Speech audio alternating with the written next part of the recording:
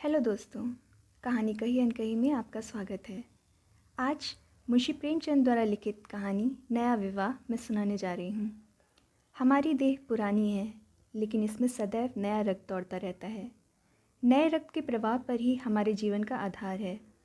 पृथ्वी की इस चिरंतन व्यवस्था में यह नयापन उसके एक एक अणु में, एक एक कण में तार में बसे हुए स्वरों की भांति गूंजता रहता है। और यह 100 साल की बुढ़िया आज भी नवेली दुल्हन बनी हुई है। जब से लाला डंगामल ने नया विवाह किया है, उनका यौवन नए सिरे से जाग उठा है। जब पहली स्त्री जीवित थी तब वे घर में बहुत कम रहते थे। प्रातः से 10-11 बजे तक तो पूजा पाठ ही करते रहते थे, फिर भोजन करके दुकान चले जाते।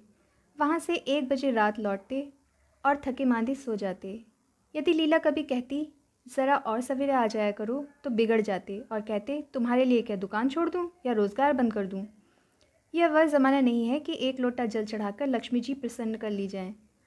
आज उनकी चौखट पर माथा रगड़ना पड़ता है, तब भी उनका मुंह सीधा नहीं होता। लीला बेचारी चुप हो जाती। अभी 6 महीने की बात है। लीला को ज्वर चढ़ा हुआ था। लाला जी दुकान जाने लगे। तब उसने डरते डरते कहा था, देखो मेरा जी अच्छा नहीं है, ज़रा सवेरे आ जाना। डंगामल ने पगड़ी उतारकर खूंटी पर लटका दी और बोले, अगर मेरे बैठे रहने से तुम्हारा जी अच्छा हो जाए तो मैं दुकान ना जाऊंगा। लीला हताश होकर बोली, मैं दुकान जाने को तो नहीं मना करती, केवल ज़रा सवेरे आने को कहती हूँ। तो क्या दुकान पर बैठा मौज किया करता हूँ? लीला इसका क्या जवाब देती? पति का यह स्नेहहीन व्यवहार उसके लिए कोई नई बात ना थी। इधर कई साल से उसे इसका कठोर अनुभव हो रहा था कि उसकी इस घर में कद्र नहीं है। वह अक्सर इस समस्या पर विचार भी किया करती, पर वह अपना कोई अपराध ना पाती। वह पति की सेवा अब पहले से कहीं ज़्यादा करती, उनके कार्यभार को हल्का करने की बराबर चेष्टा करती रहती, बराबर प्रसन्नचित्त रहती। कभी उनकी इच्छा के विरुद्ध कोई काम नहीं करती। अगर उसकी जवानी ढल चुकी थी तो इसमें उसका क्या अपराध था? किसकी जवानी सदैव स्थिर रहती है? अगर अब उसका स्वास्थ्य उतना अच्छा न था तो इसमें उसका क्या दोष? उसे बेकसूर क्यों दंड दिया जाता है? उचित तो यह था कि 25 साल का साहचर्य अब एक गहरी मानसिक और आत्मिक अनुरूपता का रूप धारण कर लेता, जो दोष को भी गुण बना लेता है, जो पके फल की तरह ज़्यादा रसीला, ज़्यादा मीठा, ज़्यादा सुंदर हो जाता है। लेकिन लाला जी का वड़िक हृदय हर एक पदार्थ को वाणिज्य की तराजू से तौलता था। बूढ़ी गाय जब न दूध दे सकती है न बच्चे, तब उसके लिए गौशाला ही सबसे अच्छी जगह है। उनके विचार में लीला के लिए इतना ही काफ़ी था कि घर की मालकिन बनी रहे, आराम से खाए और पड़ी रहे। उसे अख्तियार है चाहे जितने जेवर बनवाए, चाहे जितना स्नान व पूजा करे, केवल उनसे दूर रहे। मानव प्रकृति की जटिलता का एक रहस्य यह था कि डंगामल जिस आनंद से लीला को वंचित रखना चाहते थे, जिसकी उसके लिए कोई ज़रूरत ही ना समझते थे, खुद उसी के लिए सदैव प्रयत्न करते रहते थे। लीला 40 वर्ष की होकर बूढ़ी समझ ली गई थी, किंतु वे 43 के होकर अभी जवान ही थे, जवानी के उन्माद और उल्लास से भरे हुए। लीला से अब उन्हें एक तरह की अरुचि होती थी, और वह दुखिया जब अपनी त्रुटियों का अनुभव करके प्रकृति के निर्दय आघातों से बचने के लिए रंग व रोगन की आड़ लेती, तब लाला जी उसके बूढ़े नखरों से और भी घृणा करने लगते।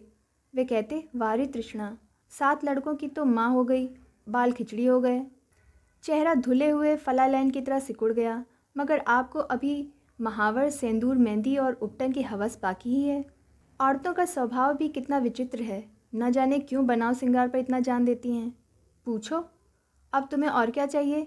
क्यों नहीं मन को समझा लेती कि जवानी विदा हो गई और इन उपादानों से वह वापस नहीं बुलाई जा सकती। लेकिन वे खुद जवानी का स्वप्न देखते रहते थे। उनकी जवानी की तृष्णा अभी शांत ना हुई थी।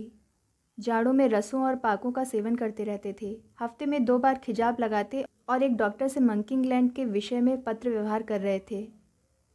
लीला ने उन्हें असमंजस में देखकर कातर स्वर में पूछा, कुछ बतला सकते हो? कै बजे आओगे?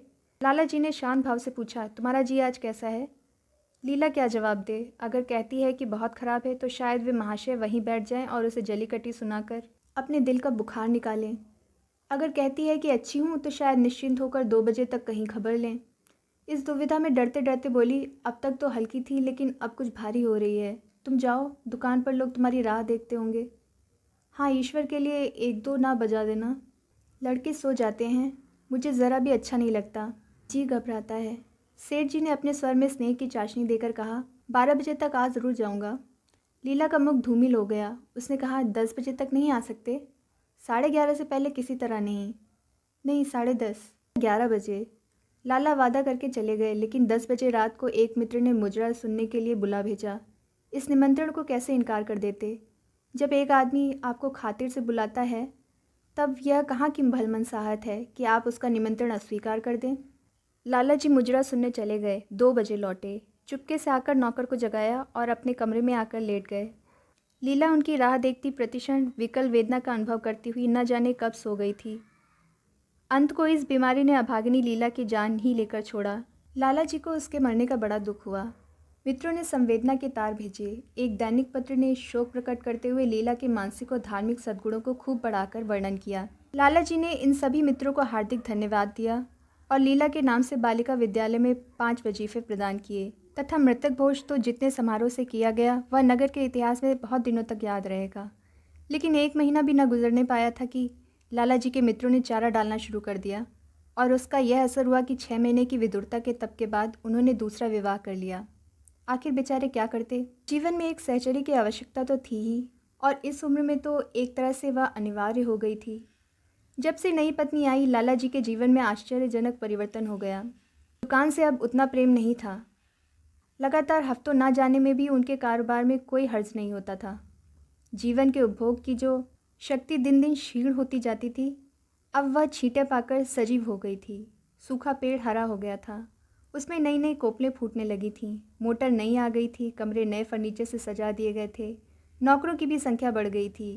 रेडियो आ पहुंचा था और प्रतिदिन नए नए उपहार आते रहते थे। लाला जी की बूढ़ी जवानी जवानों की जवानी से भी प्रखर हो गई थी।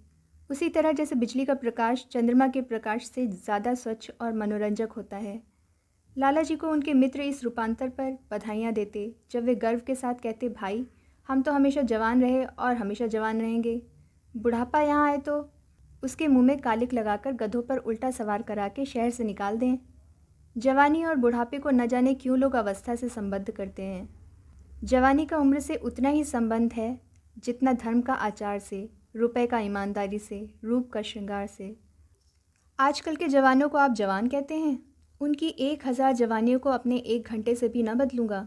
मालूम होता है उनकी ज़िंदगी में कोई उत्साह ही नहीं, कोई शौक़ नहीं। जीवन क्या है? गले में पड़ा हुआ एक ढोल है।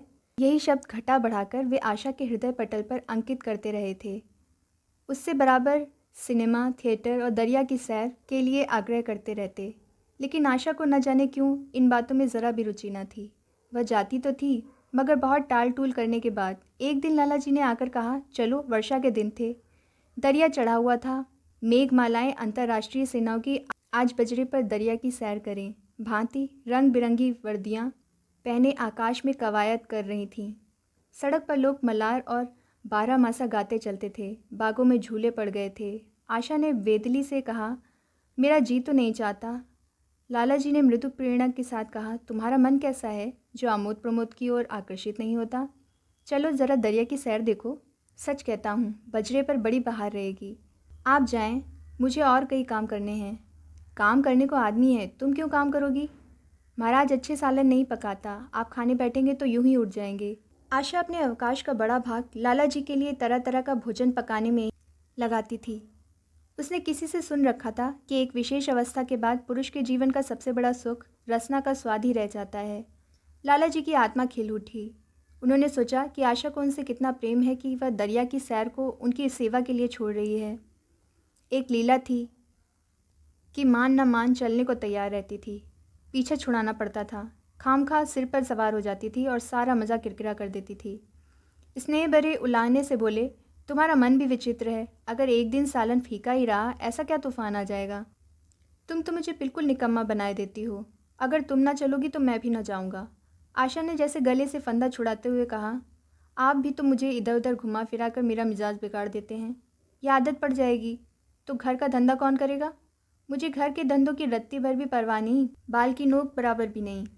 मैं चाहता हूँ कि तुम्हारा मिजाज बिगड़े और तुम गृहस्थी की चक्की से दूर रहो। और तुम मुझे बार बार आप क्यों कहती हो? मैं चाहता हूँ तुम मुझे तुम कहो, तू कहो, गालियाँ दो, धौल जमाओ। तुम तो मुझे आप कह के जैसे देवता के सिंहासन पर बैठा देती हो। मैं अपने घर में देवता नहीं, चंचल बालक बनना चाहता हूँ। आशा ने मुस्कुराने की चेष्टा करते हुए कहा, भला मैं आपको तुम कहूँगी? तुम बराबर वाले को कहा जाता है कि बड़ों को?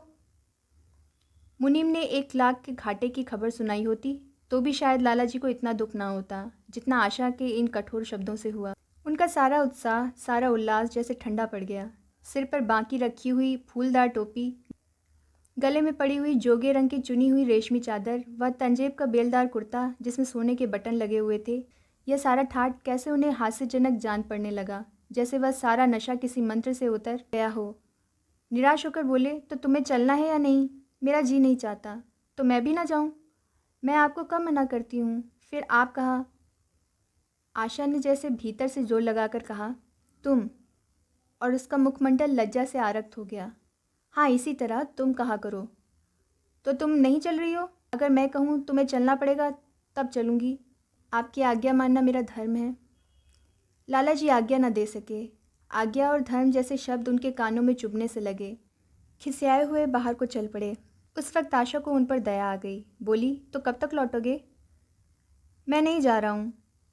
अच्छा, तो मैं भी चलती हूँ। जैसे कोई ज़िद्दी लड़का रोने के बाद अपनी इच्छित वस्तु पाकर उसे पैरों से ठुकरा देता है, उसी तरह लाला जी ने मुंह बनाकर कहा, तुम्हारा जी नहीं करता तो ना चलो। मैं आग्रह नहीं करता।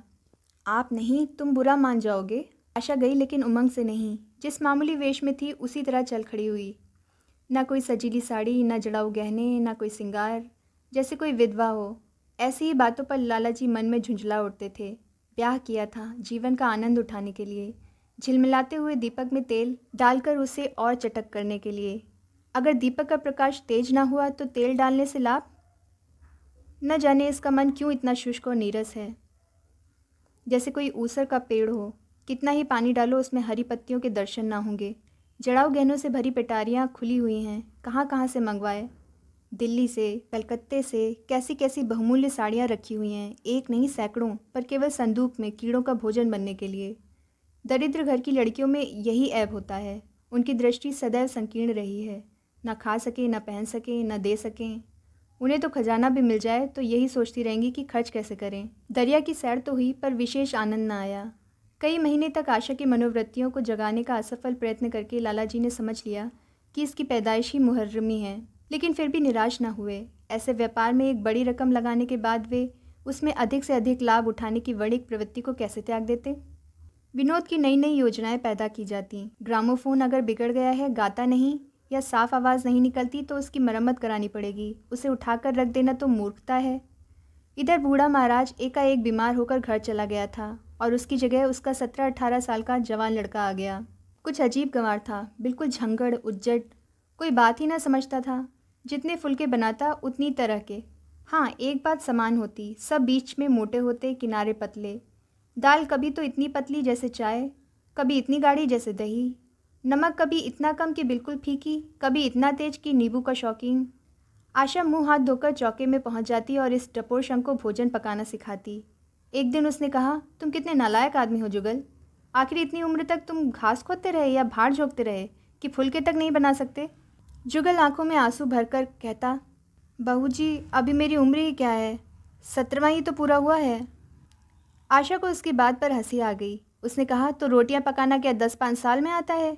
आप 1 महीना सिखा दे बहू जी, फिर देखिए मैं आपको कैसे फुलके खिलाता हूँ कि जी खुश हो जाए। जिस दिन मुझे फुलके बनाने आ जाएंगे मैं आपसे कोई इनाम लूँगा। सालन तो अब मैं कुछ कुछ बनाने लगा हूँ। क्यों? आशा ने हौसला बढ़ाने वाली मुस्कुराहट के साथ कहा, सालन नहीं, वो बनाना आता है। अभी कल ही नमक इतना तेज था कि खाया न गया। मसाले में कचांधा आ रही थी। मैं जब सालन बना रहा था तब आप यहाँ कब थी? अच्छा, तो मैं जब यहाँ बैठी रहूँ तब तुम्हारा सालन बढ़िया पकेगा। आप बैठी रहती हैं तब मेरी अकल ठिकाने रहती है। आशा को जुगल की इन भोली बातों पर खूब हंसी आ रही थी। हंसी को रोकना चाहती थी, पर वह इस तरह निकली पड़ती थी जैसे भरी बोतल उड़ेल दी गई हो। और मैं नहीं रहती तब तो आपके कमरे के द्वार पर जा बैठता हूँ। वहाँ बैठकर अपनी तकदीर को रोता हूँ। आशा ने हंसी को रोककर पूछा, क्यों रोते क्यों हो? यह ना पूछिए बहू जी, आप इन बातों को नहीं समझेंगी। आशा ने उसके मुंह की ओर प्रश्न की आंखों से देखा। उसका आशय कुछ तो समझ गई, पर ना समझने का बहाना किया। तुम्हारे दादा आ जाएंगे तब तुम चले जाओगे। और क्या करूँगा बहू जी? यहाँ कोई काम दिलवा दीजिएगा तो पड़ा रहूँगा। मुझे मोटर चलाना सिखवा दीजिए, आपको खूब सैर कराया करूँगा। नहीं नहीं बहू जी, आप हट जाइए, मैं पतीली उतार लूँगा। ऐसी अच्छी साड़ी है आपकी, कहीं कोई दाग पड़ जाए तो क्या हो? आशा पतीली उतार रही थी। जुगल ने उसके हाथ से सड़सी ले लेनी चाहिए। दूर रहो, फूहड़ तो तुम हो ही, कहीं पतीली पाँव पर गिरा ली तो महीनों झीकोगे। जुगल के मुख पर उदासी छा गई। आशा ने मुस्कुराकर पूछा, क्यों, मुंह क्यों लटक गया सरकार का? जुगल रुआसा होकर बोला, आप मुझे डांट देती हैं बहू जी, तब मेरा दिल टूट जाता है। सरकार कितना ही घुड़के, मुझे बिल्कुल ही दुख नहीं होता। आपकी नज़र कड़ी देखकर मेरा खून सर्द हो जाता है। आशा ने दिलासा दिया, मैंने तुम्हें डांटा तो नहीं, केवल यही तो कहा कि कहीं पतीली तुम्हारे पाँव पर गिर पड़े तो क्या हो? हाथ ही तो आपका भी है, कहीं आपके ही हाथ से छूट पड़े तो? लाला डंगामल ने रसोई घर के द्वार पर आकर कहा, आशा ज़रा यहाँ आना, देखो तुम्हारे लिए इतने सुंदर गमले लाया हूँ, तुम्हारे कमरे के सामने रखे जाएंगे। तुम यहाँ धुएं धक्कड़ में क्यों हलाकान होती हो? इस लड़के से कह दो कि जल्दी महाराज को बुलाए, नहीं तो मैं कोई दूसरा आदमी रख लूँगा। महाराजों की कमी नहीं है, आखिर कब तक कोई रियायत करे? गधों को ज़रा भी तमीज़ नहीं आई। सुनता है जुगल, आज अपने बाप को लिख दे। चूल्हे पर तवा रखा हुआ था। आशा रोटियां बेलने में लगी थी। जुगल तवे के लिए रोटियों का इंतज़ार कर रहा था। ऐसी हालत में भला आशा कैसे गमले देखने जाती?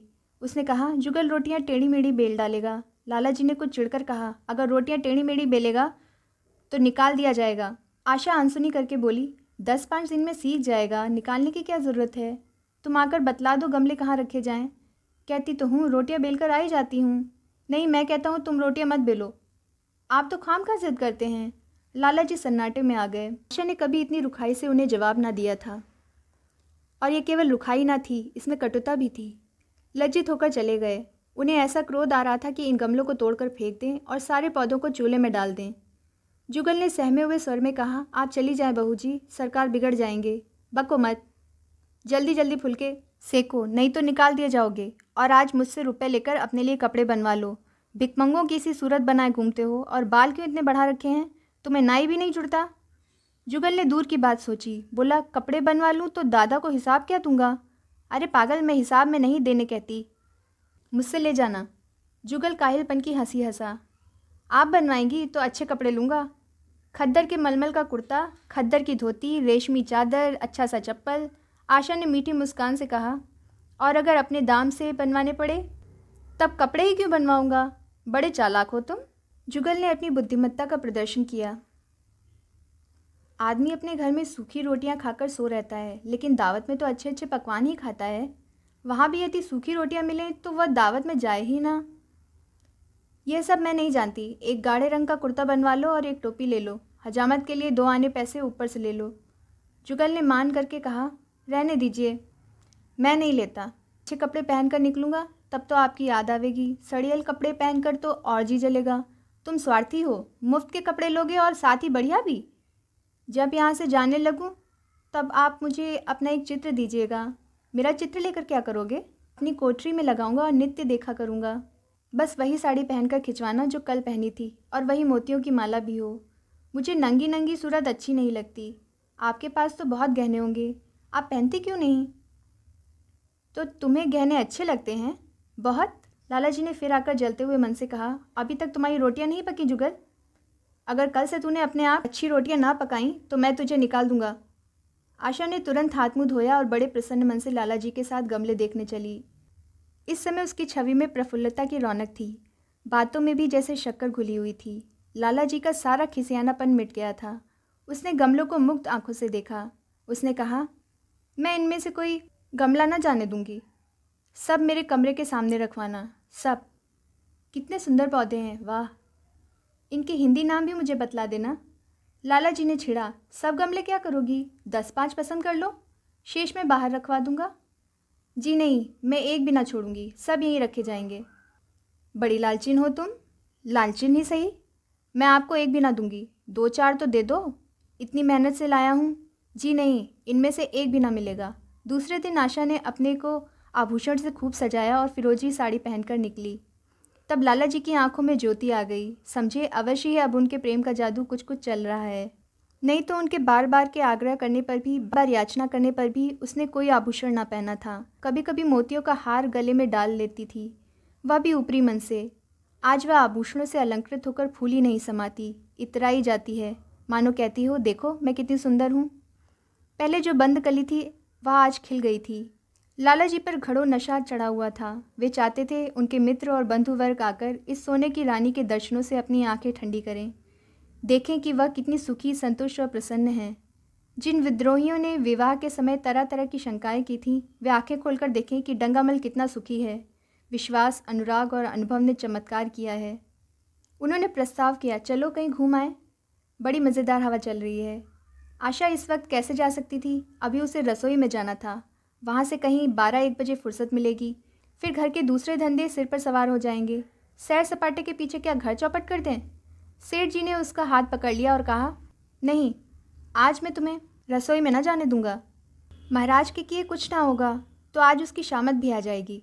आशा के मुख पर से वह प्रफुल्लता जाती रही, मन भी उदास हो गया। एक सोफे पर लेटकर बोली, आज न जाने क्यों कलेजे में मीठा मीठा दर्द हो रहा है। ऐसा दर्द कभी नहीं होता था।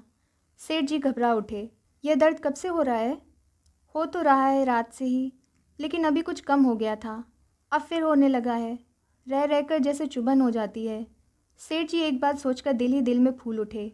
अब वे गोलियां रंग ला रही हैं। राजवैद्य जी ने कहा भी था कि ज़रा सोच समझकर इनका सेवन कीजिएगा। क्यों ना हो, खानदानी वैद्य हैं।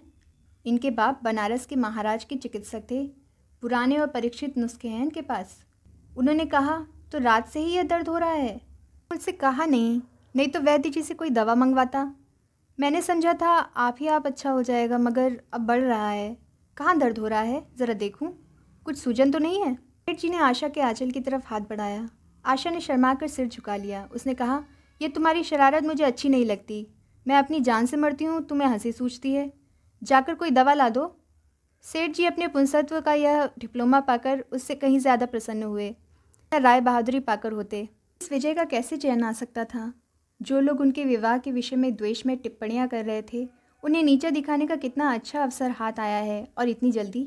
पहले पंडित भोलानाथ के पास गए और भाग्य ठोंक कर बोले, भाई मैं तो बड़ी विपत्ति में फंस गया। कल से उनके कलेजे में दर्द हो रहा है।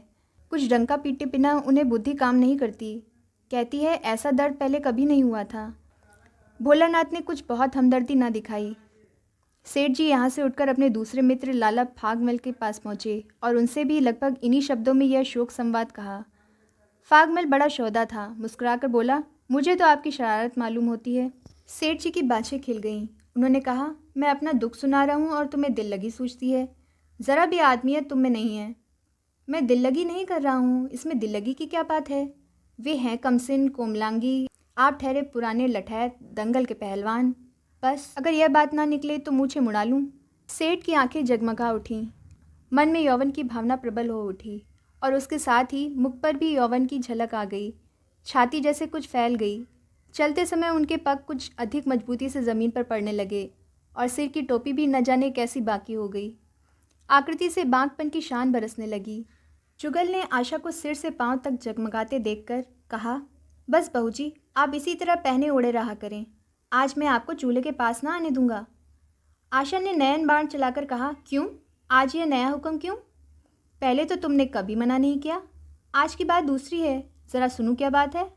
मैं डरता हूँ आप कहीं नाराज़ ना हो जाएं। नहीं नहीं, कहो, मैं नाराज़ ना होंगी। आज आप बहुत सुंदर लग रही हैं। लाला डंगामल ने असंख्य बार आशा के रूप और यौवन की प्रशंसा की थी, मगर उनकी प्रशंसा में उसे बनावट की गंध आती थी। वह शब्द उनके मुख से निकलकर कुछ ऐसे लगते थे जैसे कोई पंगु दौड़ने की चेष्टा कर रहा हो। जुगल के इन सीधे शब्दों में एक उन्माद था, नशा था, एक चोट थी। आशा की सारी देह प्रकंपित हो गई। मुझे नज़र लगा दोगे जुगल? इस तरह क्यों घूरते हो? जब यहाँ से चला जाऊँगा तब आपकी बहुत याद आएगी। रसोई पकाकर तुम सारे दिन क्या किया करते हो? दिखाई नहीं देते? सरकार रहते हैं इसीलिए नहीं आता। फिर अब तो मुझे जवाब मिल रहा है, देखिए भगवान कहाँ ले जाते हैं। आशा की मुख मुद्रा कठोर हो गई। उसने कहा, कौन तुम्हें जवाब देता है? सरकार ही तो कहते हैं तुझे निकाल दूंगा। अपना काम किए जाओ, कोई नहीं निकालेगा। अब तो तुम फुलके भी अच्छे बनाने लगे। सरकार है बड़े गुस्सेवर, 2-4 दिन में उनका मिजाज ठीक किए देती हूँ। आपके साथ चलते हैं तो आपके बाप से लगते हैं। तुम बड़े मुँहफट हो। खबरदार, जबान संभाल कर बातें किया करो। किंतु अप्रसन्नता का यह झीना आवरण उनके मनोरहस्य को ना छिपा सका। वह प्रकाश की भांति उसके अंदर से निकला पड़ता था। जुगल ने फिर उसी निर्भीकता से कहा, मेरा मुंह कोई बंद कर ले, यहाँ यो सभी यही कहते हैं। मेरा ब्याह कोई 50 साल की बुढ़िया से कर दे तो मैं घर छोड़कर भाग जाऊं, या तो खुद जहर खा लूं या उसे जहर देकर मार डालूं। फांसी ही तो होगी। आशा उस कृत्रिम क्रोध को कायम न रख सकी। जुगल ने उसकी हृदय वीणा के तारों पर मिजराब की ऐसी चोट मारी थी कि उसके बहुत जब्त करने पर भी मन की व्यथा बाहर निकल आई। उसने कहा, भाग्य भी तो कोई वस्तु है। ऐसा भाग्य जाए भाड़ में। तुम्हारा ब्याह किसी बुढ़िया से ही करूँगी, देख लेना। तो मैं भी जहर खा लूँगा, देख लीजिएगा। क्यों, बुढ़िया तुम्हें जवान स्त्री से ज़्यादा प्यार करेगी, ज़्यादा सेवा करेगी, तुम्हें सीधे रास्ते पर रखेगी। यह सब माँ का काम है। बीवी जिस काम के लिए है उसी काम के लिए है। आखिर बीवी किस काम के लिए है? मोटर की आवाज़ आई। न जाने कैसे आशा के सिर का आंचल खिसककर कंधों पर आ गया। उसने जल्दी से आंचल खींचकर सिर पर कर लिया और यह कहती हुई अपने कमरे की ओर लपकी कि लाला भोजन करके चले जाएं, तब आना। तो दोस्तों, आपको कहानी कैसी लगी कमेंट करके ज़रूर बताइएगा। वीडियो को पूरा देखने के लिए बहुत बहुत धन्यवाद। कहानी पसंद आई हो तो वीडियो को लाइक शेयर करें और चैनल को सब्सक्राइब करें।